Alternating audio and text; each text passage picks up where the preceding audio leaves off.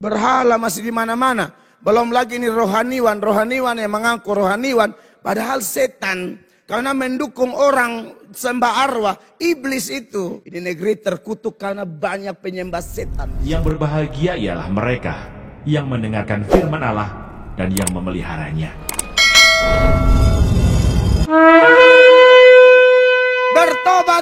Bertobatlah dari hidupmu yang jahat itu. Mengapa kamu akan mati, hai kaum Israel? Saudara yang diberkati oleh Tuhan Yesus, kalau di Israel yang adalah umat Allah, terus mendengarkan seruan-seruan ini, maka saya pikir di gereja atau di kantong-kantong Kristen, kayak konteks kita NTT begini, ini harus diteriakkan terus.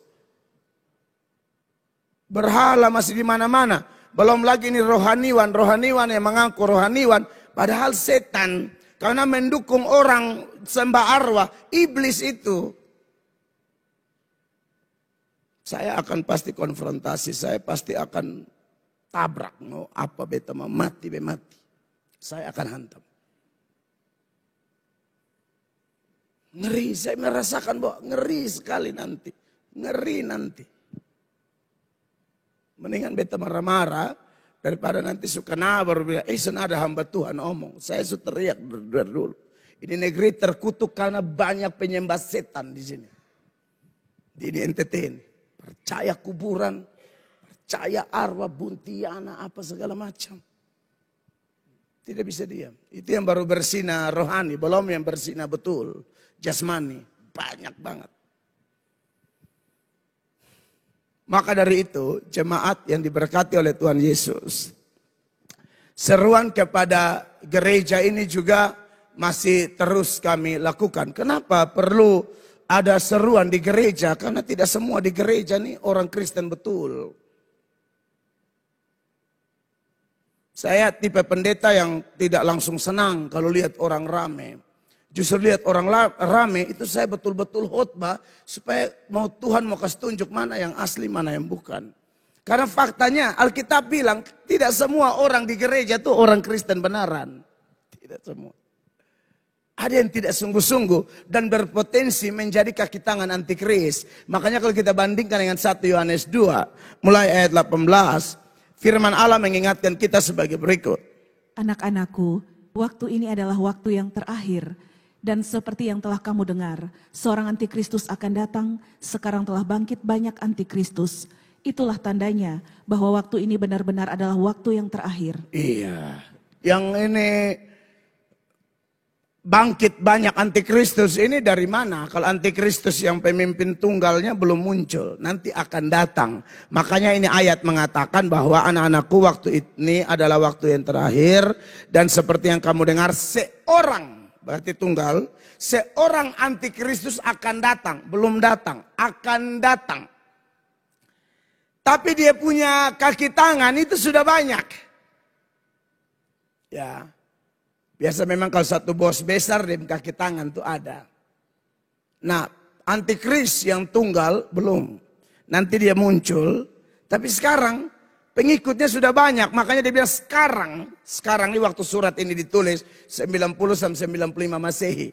Artinya sekitar 1900-an tahun yang lalu sudah banyak. Dan prinsipnya menurut informasi kitab suci, kejahatan, kesesatan, ya pengikut antikris itu tambah tahun tambah meningkat. Jadi kalau 1900-an tahun yang lalu sebanyak, ini tahun pasti lebih banyak. Menuju kiamat pasti lebih banyak.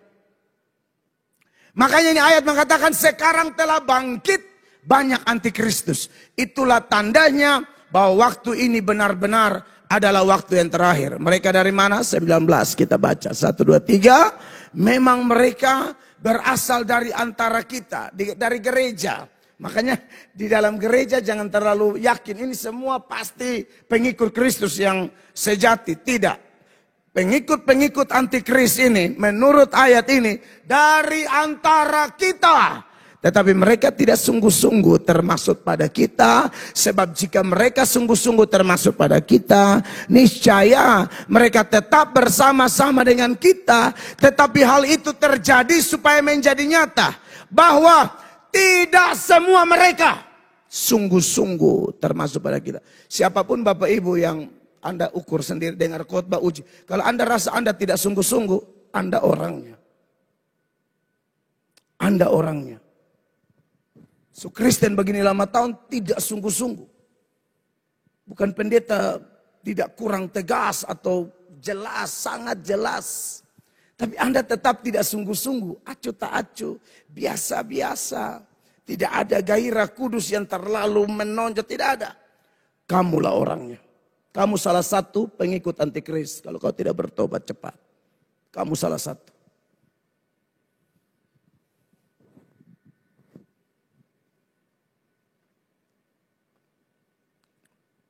Entah kenapa ada orang-orang jenis begini, tapi kelihatannya memang tanpa dia sadari, memang setan memasukkan dia ke gereja. Ini diperhatikan baik-baik ya. Yang tidak sungguh-sungguh, dua kemungkinan. Memang ini orang nanti dipilih karena dia akan bertobat. Tapi kalau dari dulu tidak ada perubahan apa-apa, kamu setan kasih masuk kau ke gereja untuk bikin kacau gereja. Dari mana kita tahu? Tuhan Yesus kasih perumpamaan tentang lalang di antara gandum. Itu ada di Matius 13, mulai ayat 24. 24 jemaat baca. 1, 2, 3. Yesus membentangkan suatu perumpamaan lain lagi kepada mereka, katanya, hal kerajaan sorga itu seumpama orang yang menaburkan benih yang baik di ladangnya. 25 tetapi pada waktu semua orang tidur, datanglah musuhnya, menaburkan benih lalang di antara gandum itu, lalu pergi. Ini bicara tentang gereja. Tanpa disadari, musuh kasih masuk benih lalang di antara gandum-gandum. 26, jemaat 23. Ketika gandum itu tumbuh dan mulai berbulir, nampak jugalah lalang itu. Ini tidak bisa dihindari. 27, maka datanglah hamba-hamba Tuhan ladang itu kepadanya dan berkata, Tuhan, bukankah benih baik yang Tuhan taburkan di ladang Tuhan? Dari manakah lalang itu? Lanjut, 28. Jawab Tuhan itu, seorang musuh yang melakukannya. Lalu berkatalah hamba-hamba itu kepadanya, jadi maukah Tuhan supaya kami pergi mencabut lalang itu? Lalu Tuannya menjawab demikian, tetapi ia berkata, jangan, sebab mungkin gandum itu ikut terjabut pada waktu kamu mencabut lalang itu. Jadi memang Tuhan bilang setengah nanti mereka bersama-sama. Sebelumnya saya sudah khotbah bahwa kita tidak bisa uji buru-buru orang. Nanti penghakiman terakhir ketahuan. Ya, tetapi mumpung ada waktu kita kasih ingat. Kalau ada potensi lalang dalam diri Anda, cepat bertobat. Cepat bertobat. Tunduklah kepada Allah, lawan iblis. Sekalipun mungkin iblis punya misi tertentu, kasih masuk orang-orang yang sejalan dengan kehendaknya ke dalam perkumpulan kudus. Tapi bukan berarti Anda tidak bisa lawan dia. Bisa. Tapi kalau tidak mau ya nanti baru kita lihat hasilnya. Ya. Nah saudara, dan kalau Anda baca terus, nanti di ayat 36, baru Tuhan Yesus jelaskan apa arti lalang di antara gandum ini. 36 jemaat baca, 1, 2, 3. Maka Yesus pun meninggalkan orang banyak itu lalu pulang. Murid-muridnya datang dan berkata kepadanya, jelaskanlah kepada kami perumpamaan tentang lalang di ladang itu. Ayat 37, ia menjawab katanya, orang yang menaburkan benih baik ialah anak manusia atau Tuhan Yesus sendiri dan semua hamba-hamba yang ada dalam Tuhan Yesus tentunya. 38. Ladang ialah dunia, benih yang baik itu anak-anak kerajaan, dan lalang anak-anak si jahat. Dan lalang anak-anak si jahat. Jadi saya omong bukan nanti saudara jangan pikir, oh ini menghakimi, no. Ini buka kebenaran, periksa diri. Ini firman.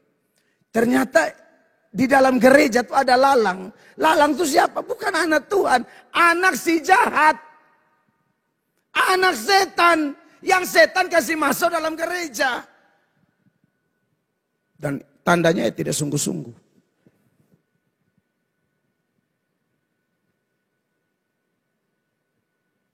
Lalu ayat 39, musuh yang menaburkan benih lalang ialah iblis. Jelas itu. Iblis yang kasih masuk itu lalang.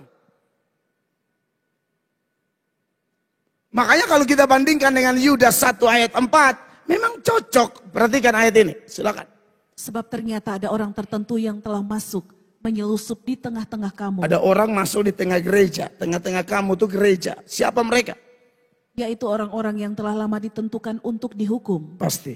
Mereka adalah orang-orang yang fasik, yang menyalahgunakan kasih karunia Allah kita untuk melampiaskan hawa nafsu mereka, dan yang menyangkal satu-satunya penguasa dan Tuhan kita Yesus Kristus. Iya, dan masih ada ayat-ayat senada seperti ini. Dan ini bicara gereja, masih banyak. Belum lagi yang itu ranting-ranting tidak berbuah di pohon anggur tuh.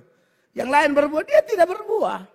Dari dulu di pohon anggur tidak berbuah. Dari dulu di gereja tidak berbuah. Dari dulu jadi Kristen tidak berbuah. Tidak sungguh-sungguh. Masih banyak. Kalau saya mau buka satu-satu, terlalu banyak datanya. Nah, maka dari itu kenapa kalau di Israel ada seruan bertobat. Sekalipun mereka umat Allah. Karena tidak semua orang Israel itu benar-benar Israel murni. Tidak semua orang Kristen benar-benar Kristen murni. Makanya penginjilan yang namanya Evangelism Explosion. Ledakan penginjilan itu. Salah satu sasaran penginjilannya ialah Kristen sendiri. Ada satu, saya nonton rohaniwan setan satu. Dia bilang, pokoknya dia umat tuh mau dugem, mau bersina, asal dalam itu gereja pasti surga. Ini pasti setan, penyesat iblis. Dari muka saya suka berhala kan. Itu. Saudara mungkin setahun bermaksud, dia sudah. Hanya kalau omong nanti masuk penjara. Muka kayak berhala. Lihat sandia akhirnya geser. Takutnya emosi banting handphone kan. Pokoknya umat yang diketong nih mau bersina mau apa. Yang penting dalam gereja pasti surga. Kan hanya kita yang masuk surga, yang lain tidak. Baru ada badisko di pesta, ada videonya. Oh ini hati binatang satu nih. Dia nih yang bikin kacau di gereja. Ini orang-orang model begini nih. Bawa-bawa nama Kristus. Itu manusia hati binatang. Bukan hati orang. Apalagi hati hamba Tuhan. Pasti bukan. Saya berharap beta salah langkah, salah ibadah, oikumene, apa. Beta aduh itu beta injak lu sampai lu muka berhala tuh betul-betul. Hidup itu kan bahaya rohaniwan begitu. Rohaniwan lain ada teriak bertobat, bencana mau datang. Dia tidak dugem saja, yang penting ada di dalam gereja, sorga. Ini ajaran ke mana ya? Mengaku gereja paling benar tapi kok kurang ajar begitu.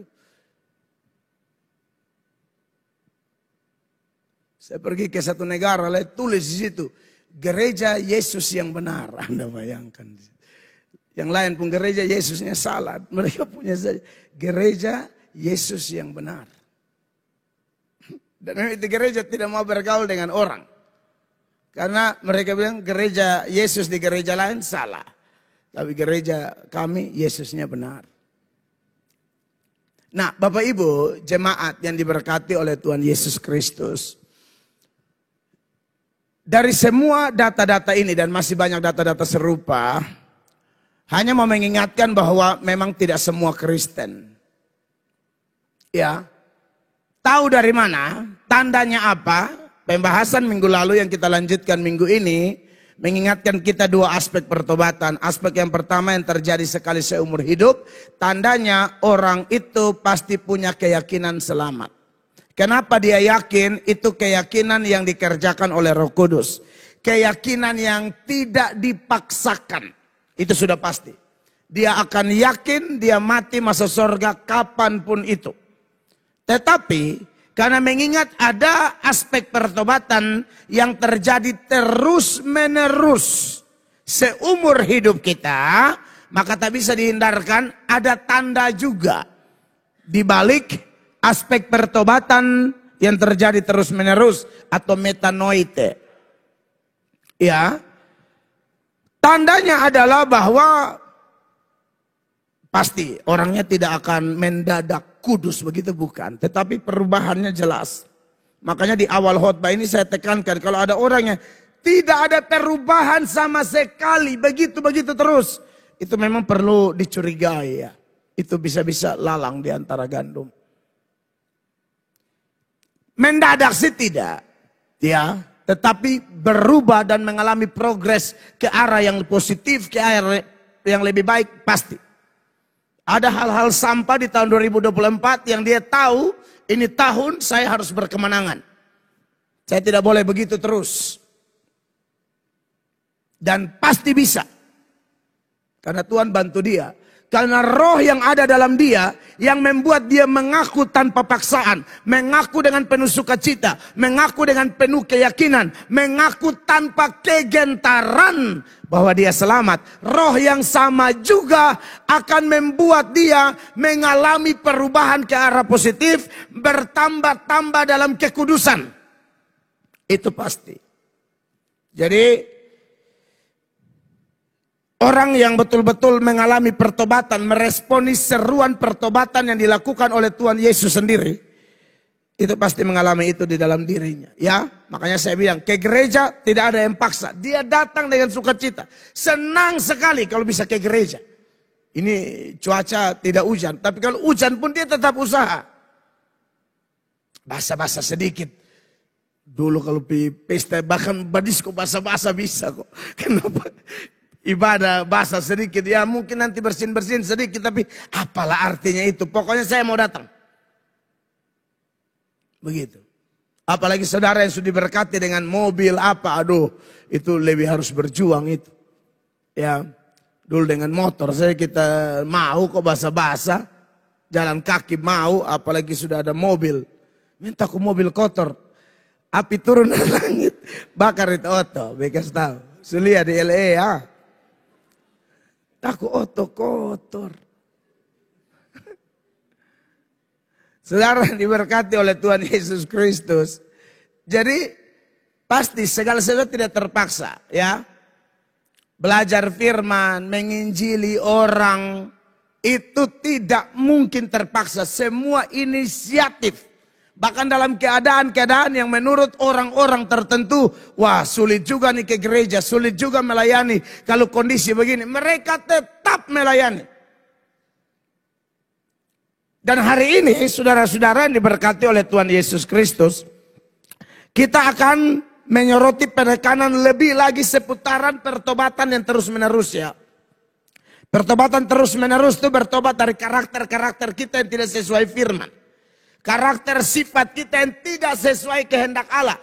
Itu kita berusaha buang. Saudara, kalau memang orang yang mengalami perubahan itu adalah orang-orang yang mencintai firman. Secara otomatis dia cinta firman, dia dilahirkan dari firman. Pasti ada upaya melawan dosa-dosa itu. Makanya kalau kita bandingkan dengan beberapa data yang saya akan munculkan. Misalnya dalam 1 Petrus ya, pasal 1 ayat 18 dan seterusnya, ini bicara tentang kepastian keselamatan di dalam Kristen ya. Jadi saya menurut ayat pembanding ini saya soroti dua-dua ada di dalam nih. Pertobatan yang terjadi sekali seumur hidup dan pertobatan yang terjadi terus menerus, satu paket dalam data ini. Dan masih ada data-data senada seperti ini. Ayat 18 bilang begini. Sebab kamu tahu bahwa kamu telah ditebus dari cara hidupmu yang sia-sia. Yang kamu warisi dari nenek moyangmu itu bukan dengan barang yang fana, bukan pula dengan perak atau emas. Bagaimana orang bertobat sekali seumur hidup? Terima Yesus. Nah ini bicara tentang darah Yesus yang menyelamatkan, membasuh, memberi kepastian, menjadi satu-satunya akses untuk kita masuk surga. 19.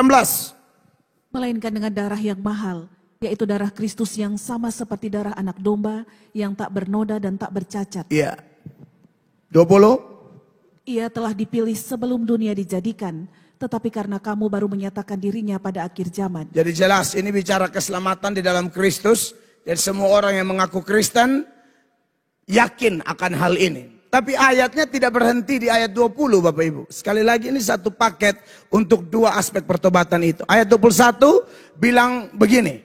Oleh dialah kamu percaya kepada Allah yang telah membangkitkan dia dari antara orang mati dan yang telah memuliakannya sehingga imanmu dan pengharapanmu tertuju kepada Allah. Kenapa kita percaya pada Allah? Kenapa iman kita tertuju pada Allah? Ayat ini dimulai dengan oleh dialah. Tidak ada orang bisa mengenal Bapa selain anak. Tidak ada orang mengenal anak selain Bapa. Dan orang yang kepadanya anak itu berkenan. Menyatakannya. Berarti kalau kita bisa percaya Yesus yang mati di Golgota, darahnya tercurah, darahnya yang tak bercacat, tak bernoda itu karena Yesus memang memilih kita. Dia membuat kita percaya. Amin. Keselamatan anugerah. Tapi saudara lihat ayat 22, sama-sama baca. 1, 2, 3. Karena kamu telah menyucikan dirimu oleh ketaatan kepada kebenaran. Sehingga kamu dapat mengamalkan kasih persaudaraan yang tulus ikhlas. Hendaklah kamu bersungguh-sungguh saling mengasihi dengan segenap hatimu.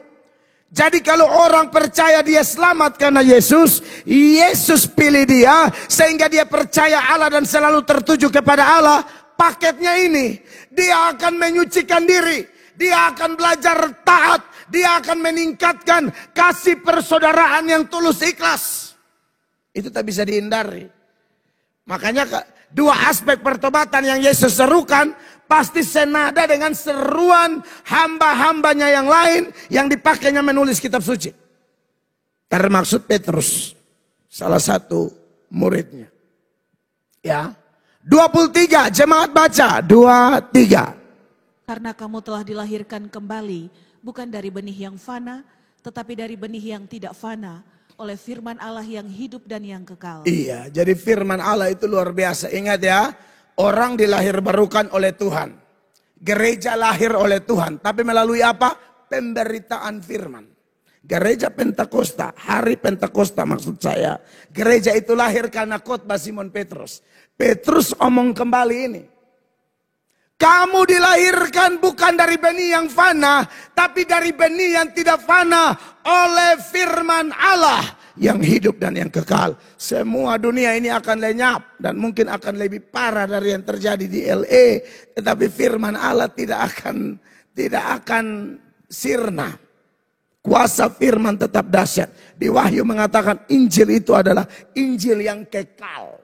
Makanya senada dengan Petrus 24, jemaat baca 23. Sebab semua yang hidup adalah seperti rumput, dan segala kemuliaannya seperti bunga rumput.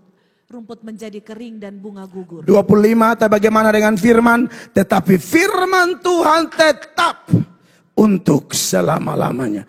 Inilah firman yang disampaikan Injil kepada kamu. Nah saudara, ini akhir dari 1 Petrus 1. Tapi masuk 1 Petrus pasal 2. Kalau memang orang sudah selamat, orang dilahirkan dari firman, tandanya jelas. Dia rindu firman luar biasa. Seperti bayi, ini bukan bayi rohani. Tapi seperti bayi yang mau makan makanan murni. Bayi itu tidak boleh dikasih makanan yang tidak murni. Langsung sakit perut atau sakit-sakit yang lain akan datang. Bayi harus yang murni. Makanya di ayatnya yang pertama dari 1 Petrus 2 dikatakan karena itu, ini paketnya lagi, buanglah segala kejahatan, segala tipu muslihat dan segala macam kemunafikan, kedengkian dan fitnah. Orang yang sudah dilahirkan oleh firman pasti akan ada tindakan membuang dosa. Tidak ada dalam hidupnya yang namanya saya remehkan dosa, tidak ada lagi. Kebenciannya terhadap dosa semakin tinggi. Sekecil apapun dosa itu tidak seperti dulu-dulu lagi. Kok cuma tipu sedikit, tidak ada sekarang. Tidak mau, saya tidak mau tipu. Dulu kalau mai tua tanya di mana dia mulai acting handphone jatuh. Kosong. Sekarang sana dia jujur-jujur saja. Tidak ada tipu-tipu. Dulu masih mau bawa ular kiri kanan. Pinjam orang pun doi bikin muka susah bersan mau ganti. Orang minta ganti dia yang nada tinggi. Waktu pinjam mukanya kayak Apa? Saudara mau ke apa?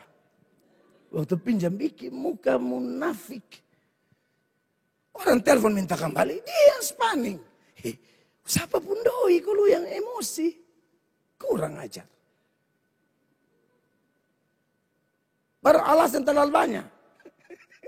Saya kalau nonton di TikTok tuh kasihan koperasi kalau datang. Ada tanda-tanda tertentu sama supaya banting bokor apa. Lebih dari dia itu dizolimi kayak lebih dari tukang koperasi ini memperkosa dia. Disuangka rokok. Apa? Lu dia yang tinggal ganti. Tak usah kabas-kabas rok.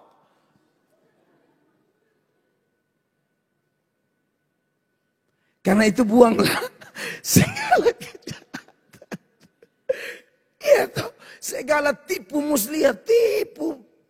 Otak-otak itu. Sekarang tidak ada lagi. Kalau memang dia sudah rindu firman, beda. Dua, sama-sama baca. Dan jadilah sama seperti apa? Bayi yang baru lahir. Ini bukan bayi rohani. Bayi rohani beda teks. Rasanya, rindunya itu seperti bayi yang baru lahir. Mau ASI yang murni. Mau firman yang murni. Tidak mau firman yang campur-campur. Murni. Saya butuh yang murni. Walaupun dia tahu dia Bapak Gembala itu agak lucu sedikit. Dia bilang, beta terlalu butuh yang lucu Bapak. Beta butuh yang firman. Dan jadilah sama seperti bayi yang baru lahir yang selalu. Kata selalu itu terus menerus. Selalu tidak cukup. Dia pakai kata selalu ingin. Aduh itu kerinduan model apa. Selalu ingin. Akan air susu yang murni. Dan yang rohani. Supaya olehnya kamu bertumbuh. Dan beroleh keselamatan. Jadi. Bapak Ibu jemaat yang dikasihi oleh Tuhan Yesus. Kalau memang kita benar-benar. Rindu firman. Seperti itu. Jadi dia kalau dengar khotbah. Bapak Ibu terkasih. Orang jenis ini nih. Yang sudah selamat. Yang sudah mengalami pertobatan aspek pertama. Dan lanjut aspek kedua. Dia kalau dengar firman. Sekalipun firmannya tidak ada cerita lucu, tapi ada sukacita. Saudara silakan uji sendiri. Sukacita tertentu dalam dirinya dan sukacita itu lain. Beda dengan gembira kalau ada pendeta bikin lucu lalu saudara ketawa-ketawa, beda. Itu ketawa, itu tidak ada efek apa-apa. Saudara tanda sayap mulut. Kalau ada pendeta bikin lucu ke orang, biasa yang begini nih paling cepat murtad. Orang begini tidak berakar. Beda dengan tanpa lucu. Bahkan teguran keras. Tapi karena itu firman yang murni. Dia rasa bahagia sekali. Dia pulang tuh dia senang sekali. Dia pulang dia rasa kayak aduh. Ada satu gairah kudus dalam dirinya. Yang betul-betul bernyala-nyala. Dalam dirinya. Saya bisa buktikan. Salah satu jenis tanah hati dari 4 tanah hati yang Yesus sebutkan. Itu ada namanya tanah hati berbatu-batu. Tanah hatinya tidak benar, susah bertumbuh, batu semua. Tapi Anda jangan pikir dia dengar khotbah dia tidak gembira. Dia gembira. Karena mungkin gembira yang lahiriah. Gembira yang sesaat. Karena pengkhotbahnya lucu. Atau mungkin ilustrasinya pas, enak. Dia baru baca, dia baru nonton di TikTok. Ini hari pendeta omong. Wih senang. Tapi yang model begini. Kalau bukan sukacita surgawi, tidak akan tahan uji. Dalam Matius 13, ayat 20, Yesus menjelaskan arti tanah yang berbatu-batu. Yesus bilang begini. Benih yang ditaburkan di tanah yang berbatu-batu ialah orang yang mendengar firman itu dan segera menerimanya dengan gembira. Nah, saudara lihat, ini bukan tanah subur, oh. Gembira dia. Ini gembira omong kosong. Beda kontras dengan bayi yang murni tadi, beda. Orang kalau yang bayi yang seperti bayi yang rindu susu yang murni itu, dia kalau dapat pengertian yang baru dari firman, wih itu dia senang sekali. Dia tidak akan ketawa, mungkin tidak ada ketawa gigi dan jelas. Tapi ada sukacita, ada pengertian yang baru, ada teguran yang baru, ada satu firman yang pas. Sukacita luar biasa. Itu tanda orang yang sedang mengalami progres dalam kekudusan. Bukan kayak begini, nanti murtad. 21. Tetapi ia tidak berakar dan tahan sebentar saja. Apabila datang penindasan atau penganiayaan karena firman itu, orang itu pun segera murtad. Langsung murtad. Langsung murtad. Saudara pernah alami atau pernah lihat jenis begini? Khotbah ketawa. Pulang baru ada tantangan sedikit firman. Misalnya suruh mengampuni. Pulang bertengkar dengan pasangan sudah rasa-rasa langsung meminta cerai memang. Baru dengar khotbah langsung meminta cerai memang. Ada yang memang hanya emosi saja, ternyata tidak cerai. Tapi ada yang betul, cerai betul. Masalah yang tidak jelas, masalah tidak prinsip. Hanya ego. Hanya masalah ego. Dia betul ini orang rote ini, ego. Saya selaku keturunan langsung dari Raja oleh saya. Lupa muka soalnya kelihatan raja.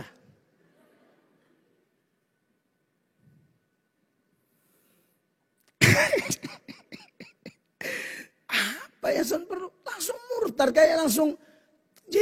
Jadi kau ketawa di gereja tadi itu apa? Amin. Kita berharap kita yang datang gereja yang betul-betul mengalami pertobatan dan terus menerus dengar firman itu sukacita, senang, ya. Dan ada gairah mau melakukan itu firman sekalipun ada tantangan. Kalau ini kan apabila datang penindasan atau penganiayaan karena firman itu, orang itu pun segera murtad. Beda dengan orang-orang yang dilahirkan pada hari Pentakosta. Waktu Petrus khotbah itu ada satu rasa yang luar biasa. Makanya Petrus khotbah itu kan panjang. Dari Kisah 2 ayat 14 sampai ayat 36. Waduh, itu khotbah kutipan dari Mazmur, kutipan dari Yoel, dan itu pengkhotbah yang benar. Pengkhotbah yang benar selalu khotbah kutip ayat. Karena ilmu tafsir juga omong begitu. Mazmur menjelaskan Yoel, Yoel menjelaskan Matius, Matius menjelaskan Hakim-Hakim, itu cara tafsirnya. Makanya kenapa dengar khotbah pasti banyak ayat kalau di sini ya. Karena memang begitu. Firman itu jelaskan firman. Bukan Mel Atok yang jelaskan firman. Firman jelaskan firman. Beda sama orang-orang penerima khotbah Petrus. Setelah khotbah yang panjang dari Kisah 2 ayat 14 sampai ayat 36. Ayat 37 mereka respon. Dan ini respon orang-orang yang betul-betul diberkati dengan khotbah. Ketika mereka mendengar hal itu, ya khotbah itu, hati mereka sangat terharu. Jadi seperti teriris-iris. Tapi ini rasanya memang beda. Saya tahu kok jemaat yang asli, jemaat yang benar, Anda gandum, Anda domba, Anda ranting berbuah, Anda pasti pernah rasa ini. Itu khotbah tuh, itu firman tuh. Pulang tuh senang sampai bercerita, sharing deh istri, sharing deh suami. Wih tadi itu. Wih beta baru tahu. Segala macam. Entah ada obrolan apa. Tapi yang palsu, dia pulang. Lu lihat satu son datang gereja. Dia bukan bahas firman. Dia bilang lu lihat satu son datang. Bikin muka kayak kudus-kudus. Ternyata dia ini memang tidak cari firman. Dia datang gereja cari orang di musuh ada kosong deh. Lihat disongkat tangan, disongkat tangan, disongkat tangan. Kamu tidak akan bertobat.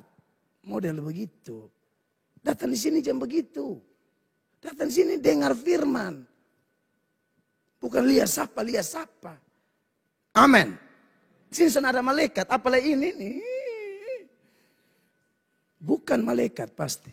Datang kau lihat Tuhan Yesus. Semua bertanggung jawab. Beta aneh-aneh Tuhan kasih mati beta. Tenang santai. Tinggal cek ke sini matinya gampang.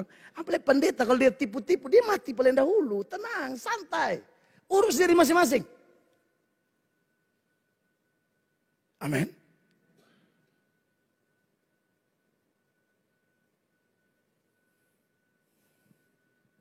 Jadi kekasih Tuhan. Ini orang-orang bilang ketika mereka mendengar hal itu hati mereka sangat terharu. Mereka bertanya kepada Petrus dan rasul-rasul yang lain. Apakah yang harus kami perbuat dan seterusnya. Dan ujung-ujung mereka dibaptis. Mereka percaya Kristus. Nah kemudian firman ini, gara-gara ini firman yaitu Yesus penebus, pokoknya intinya Injil. Mereka terima nih. Otomatis ada penganiayaan gara-gara firman ini. Anda silakan selidiki itu teks-teks. Apakah mereka lari seperti orang tanah berbatu-batu itu? Tidak. Sama sekali tidak. Ini progresnya jelas. Mereka diancam. Saudara lihat mereka berdoa, banyak data. Saya pakai data Kisah pasal 4 ayat. Pasal 4 ayat 29. Anda lihat doa mereka. Orang-orang yang menderita karena firman. Ya. Dan sekarang ya Tuhan, lihatlah bagaimana mereka mengancam kami, dan berikanlah kepada hamba-hambamu keberanian untuk memberitakan firman-Mu. Mereka ini beritakan firman, diancam, ditangkap, mau diancam bunuh segala macam. Kalau model kayak itu tanah berbatu-batu langsung murtad. Ini tidak. Tuhan tambahkan keberanian. Itu sama dengan mau mati na mati.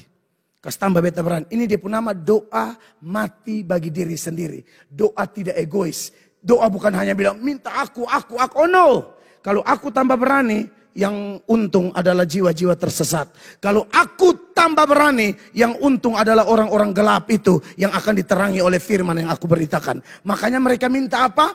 Tambahkan keberanian untuk memberitakan firman Allah. Dan doa begini Tuhan paling senang. Karena Tuhan tahu ini orang-orang yang betul-betul bertobat. Tambahkan keberanian. Makanya dari teladan mereka ini saya minta jemaatkan. Dan saya tahu banyak jemaat doakan saya. Minta pendetamu tambah berani. Itu yang saya minta tiap hari dalam doa pribadi. Kalau saat doa, beta kan doa tiap hari 2 jam sekarang. 1 jam dari istri anak, 1 jam sendiri. 1 jam sendiri itu beta hanya minta Tuhan salah satunya. Buat hamba tambah berani. Kemarahan-kemarahanmu taruh dalam diri hamba Tuhan. Kenapa apa Tuhan? Beta jadi, Tuhan mau buat beta jadi korban pun beta siap. Beta siap. Siap Tuhan, beta akan marah terus. Bisa minta tambah berkat, itu usah minta disepua banyak. Beta minta tambah berani. Banyak orang tidak minta dia mau melayani, dia minta dia pangkat kedudukan, dia pun job. Di otak hanya doi. Minta dong hati yang melayani. Minta dong hati yang kudus. Hati yang tambah saleh, tambah setia. Dia datang ke gereja hanya otak minta kok bisnis chaos tambah besar. Api sambar chaos. Selebriti perumah di Amerika seangus apa cuma chaos kecil itu. Tak usah pakai api, salah cok, satuan gerakan salah cok meledak. Datang ke gereja san pernah ada hati berdoa. Kedong, tambahkan aku keberanian, tambahkan aku kekudusan, tambahkan aku semangat berdoa, tambahkan aku rasa lapar akan hadiratmu. Pernah tidak minta itu? Hanya minta Tuhan jamai Cina pu hati. Makanya kan dia kerja dengan orang Cina.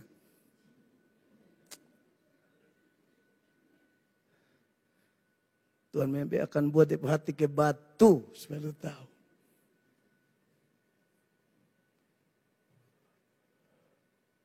Tuhan paling tertarik di orang begini nih. Anda lihat 30. Ulurkanlah tanganmu untuk menyembuhkan orang. Amin. Dan adakanlah tanda-tanda dan mujizat-mujizat oleh nama Yesus, hamba-Mu yang kudus. Iya. Lalu Tuhan bikin apa? 31 jemaat 1, 2, 3. Dan ketika mereka sedang berdoa, goyanglah tempat mereka berkumpul itu. Dan mereka semua penuh dengan Roh Kudus. Lalu apa? Jawaban terjadi.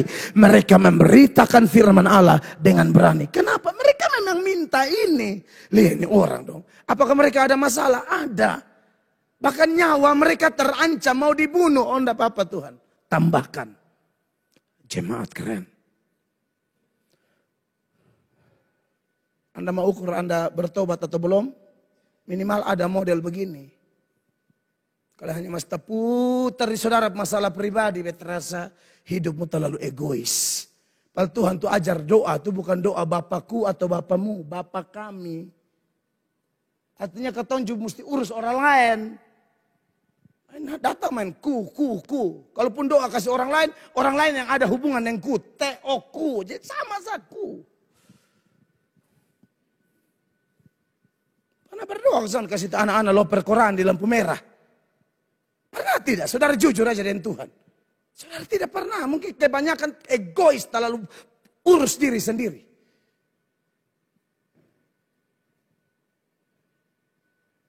Engkasan pernah.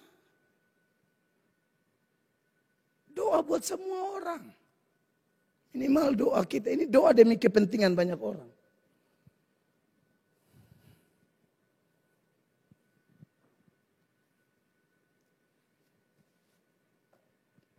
Bapak Ibu jemaat.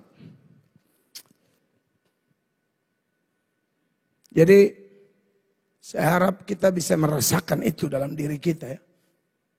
Semakin benci dosa, di saat yang sama semakin cinta firman. Karena dia semakin benci dosa, maka tak bisa tidak. Dia tidak akan remehkan dosa sekecil apapun. Karena semakin cinta firman, tidak bisa tidak. Dia tidak akan remehkan siapapun yang berdiri dan berkhotbah di sini. Asal dia bicara firman Allah, apalagi saudara tahu pembicara-pembicara di sini, apalagi dari dalam gereja kita, bukan sembarang orang. Bukan masalah mereka punya fasilitas, bukan. Mereka bertobat, makanya dikasih tugas. Mereka cinta Tuhan, makanya dikasih tugas. Kalau yang pintar omong banyak. Tapi lu cinta Tuhan tidak, lu tampil di sini orang lihat lu. Lihat hidupmu. Bukan masalah bisa omong.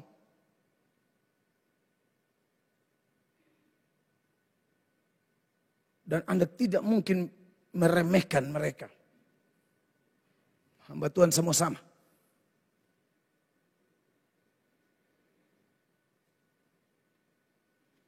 Makanya saya kadang-kadang hamba Tuhan saya minta tolong. Khotbah itu saya telepon, saya WhatsApp, saya kasih pesan suara, saya kasih ingat mereka. Pokoknya hantam khotbah. Taruh betul. Kita mau lihat penyaringan terjadi di gereja, ini siapa asli, siapa palsu. Hantam. Jiwa Tuhan Allah punya kok, kita sayang kok. Kita bukan menghakimi membabi buta. Amin Bapak Ibu. Matius pasal 13. Perumpamaan tentang seorang penabur. Pada hari itu keluarlah Yesus dari rumah itu dan duduk di tepi danau. Maka datanglah orang banyak berbondong-bondong, lalu mengerumuni dia, sehingga ia naik ke perahu dan duduk di situ. Sedangkan orang banyak semuanya berdiri di pantai. Dan ia mengucapkan banyak hal dalam perumpamaan kepada mereka, katanya, adalah seorang penabur keluar untuk menabur. Pada waktu ia menabur, sebagian benih itu jatuh di pinggir jalan. Lalu datanglah burung dan memakannya sampai habis. Sebagian jatuh di tanah yang berbatu-batu, yang tidak banyak tanahnya. Lalu benih itu pun segera tumbuh karena tanahnya tipis. Tetapi sesudah matahari terbit, layulah ia dan menjadi kering karena tidak berakar. Sebagian lagi jatuh di tengah semak duri. Lalu makin besarlah semak itu dan menghimpitnya sampai mati. Dan sebagian jatuh di tanah yang baik lalu berbuah. Ada yang 100 kali lipat, ada yang 60 kali lipat, ada yang 30 kali lipat. Siapa bertelinga hendaklah ia mendengar. Maka datanglah murid-muridnya dan bertanya kepadanya, mengapa engkau berkata-kata kepada mereka dalam perumpamaan? Jawab Yesus, kepadamu diberi karunia untuk mengetahui rahasia kerajaan surga, tetapi kepada mereka tidak. Karena siapa yang mempunyai, kepadanya akan diberi, sehingga ia berkelimpahan. Tetapi siapa yang tidak mempunyai, apapun juga yang ada padanya akan diambil daripadanya. Itulah sebabnya aku berkata-kata dalam perumpamaan kepada mereka. Karena sekalipun melihat, mereka tidak melihat. Dan sekalipun mendengar, mereka tidak mendengar dan tidak mengerti. Maka pada mereka genaplah nubuat Yesaya yang berbunyi, kamu akan mendengar dan mendengar, namun tidak mengerti. Kamu akan melihat dan melihat, namun tidak menanggap. Sebab hati bangsa ini telah menebal, dan telinganya berat mendengar, dan matanya melekat tertutup, supaya jangan mereka melihat dengan matanya, dan mendengar dengan telinganya, dan mengerti dengan hatinya, lalu berbalik sehingga aku menyembuhkan mereka. Tetapi, berbahagialah matamu karena melihat, dan telingamu karena mendengar. Sebab aku berkata kepadamu, sesungguhnya banyak nabi dan orang benar ingin melihat apa yang kamu lihat, tetapi tidak melihatnya, dan ingin mendengar apa yang kamu dengar, tetapi tidak mendengarnya. Karena itu, dengarlah arti perumpamaan penabur itu. Kepada setiap orang yang mendengar firman tentang kerajaan surga, tetapi tidak mengertinya, datanglah si jahat dan merampas yang ditaburkan dalam hati orang itu. Itulah benih yang ditaburkan di pinggir jalan. Benih yang ditaburkan di tanah yang berbatu-batu ialah orang yang mendengarkan firman itu dan segera menerimanya dengan gembira, tetapi ia tidak berakar dan tahan sebentar saja.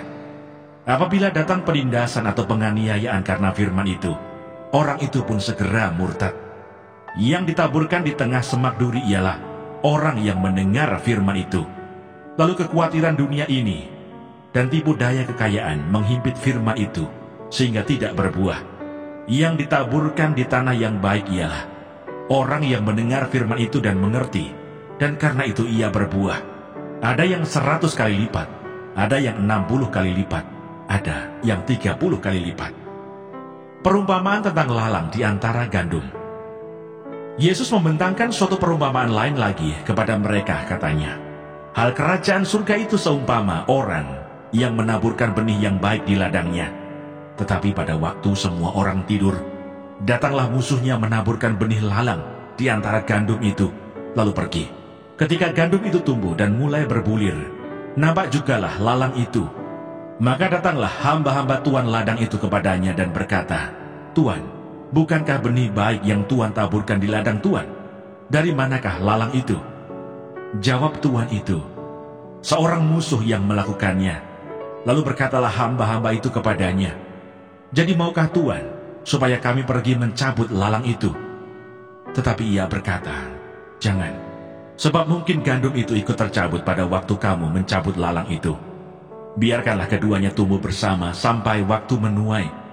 Pada waktu itu aku akan berkata kepada para penuai, kumpulkanlah dahulu lalang itu, dan ikatlah berberkas-berkas untuk dibakar.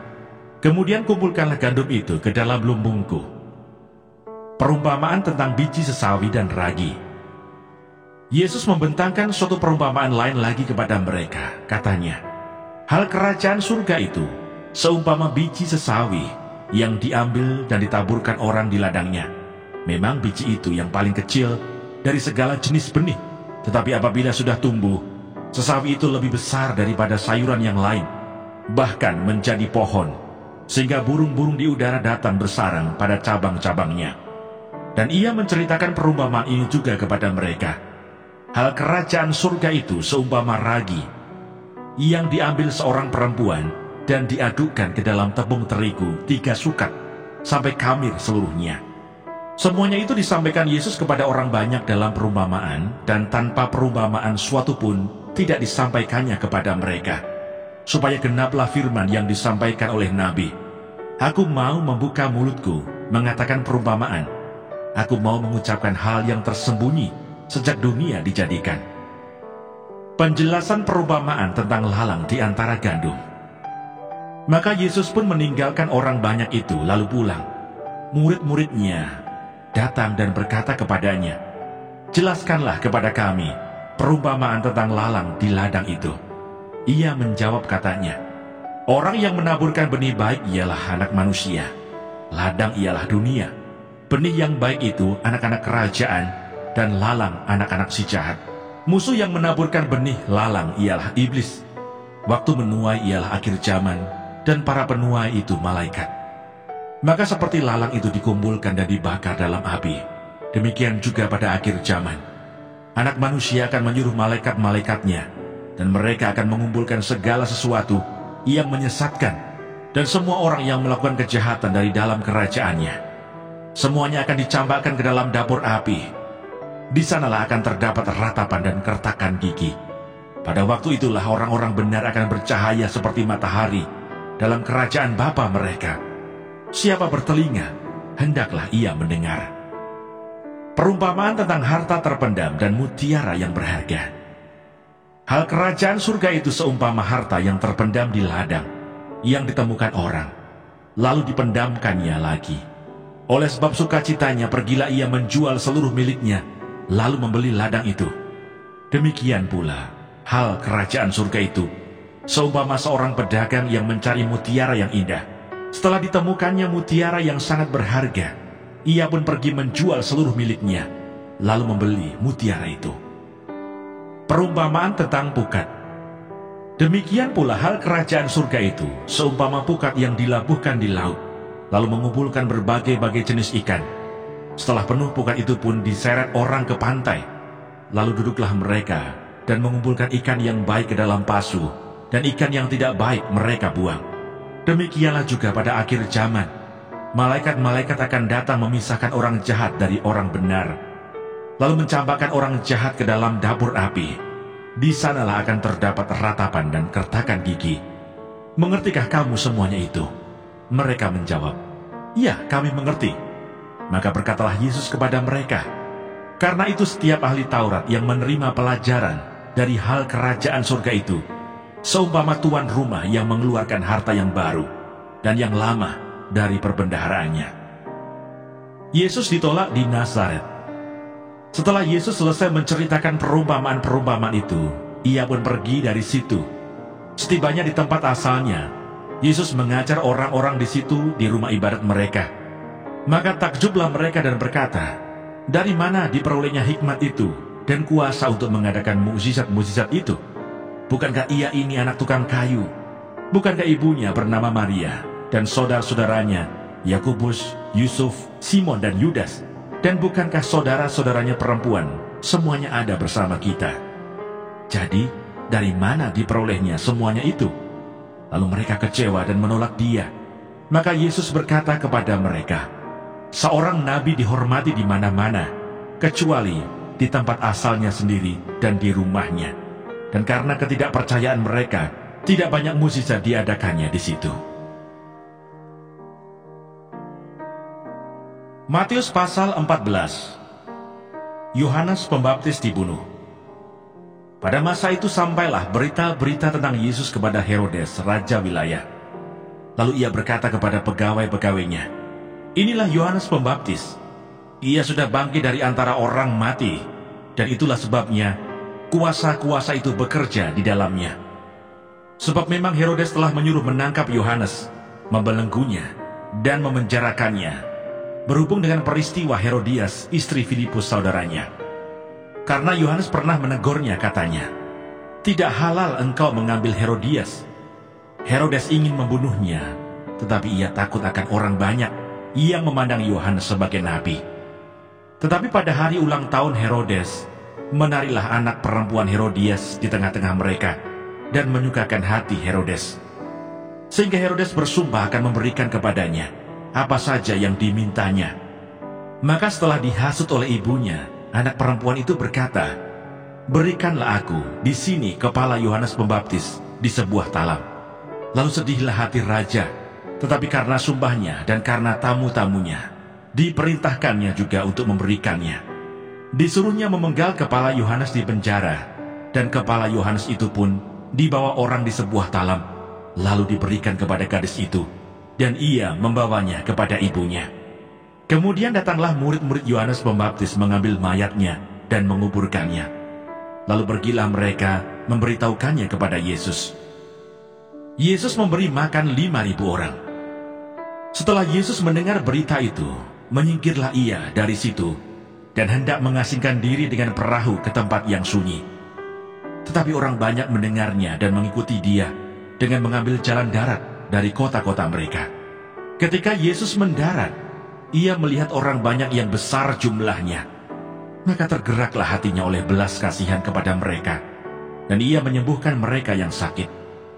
Menjelang malam, murid-muridnya datang kepadanya dan berkata, tempat ini sunyi, dan hari sudah mulai malam. Suruhlah orang banyak itu pergi supaya mereka dapat membeli makanan di desa-desa. Tetapi Yesus berkata kepada mereka, tidak perlu mereka pergi, kamu harus memberi mereka makan. Jawab mereka, yang ada pada kami di sini hanya 5 roti dan 2 ikan. Yesus berkata, bawalah kemari kepadaku. Lalu disuruhnya orang banyak itu duduk di rumput, dan setelah diambilnya 5 roti dan 2 ikan itu, Yesus menengadah ke langit dan mengucap berkat, lalu memecah-mecahkan roti itu dan memberikannya kepada murid-muridnya. Lalu murid-muridnya membagi-bagikannya kepada orang banyak. Dan mereka semuanya makan sampai kenyang. Kemudian orang mengumpulkan potongan-potongan roti yang sisa, 12 bakul penuh. Yang ikut makan kira-kira 5.000 lagi. Dan hari sudah mulai malam. Suruhlah orang banyak itu pergi supaya mereka dapat membeli makanan di desa-desa. Tetapi Yesus berkata kepada mereka, "Tidak perlu mereka pergi. Kamu harus memberi mereka makan." Jawab mereka, "Yang ada pada kami di sini hanya 5 roti dan 2 ikan." Yesus berkata, "Bawalah kemari kepadaku." Lalu disuruhnya orang banyak itu duduk di rumput. Dan setelah diambilnya 5 roti dan 2 ikan itu, Yesus menengadah ke langit dan mengucap berkat. Lalu memecah-mecahkan roti itu dan memberikannya kepada murid-muridnya. Lalu murid-muridnya membagi-bagikannya kepada orang banyak. Dan yang berbahagia ialah mereka yang mendengarkan firman Allah dan yang memeliharanya.